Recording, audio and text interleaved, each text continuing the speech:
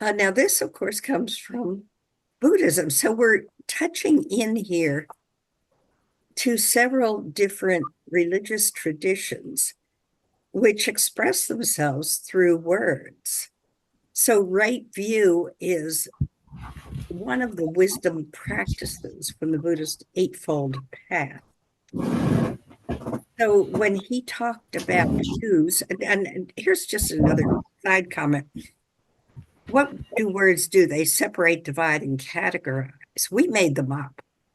So, when you talk about wrong or right, it's really not a wrong or right doctrine, but it's more a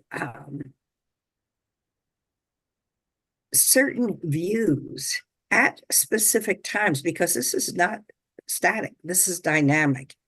But certain views can, and certain conduct, right action is another one of the Buddhist Eightfold Path.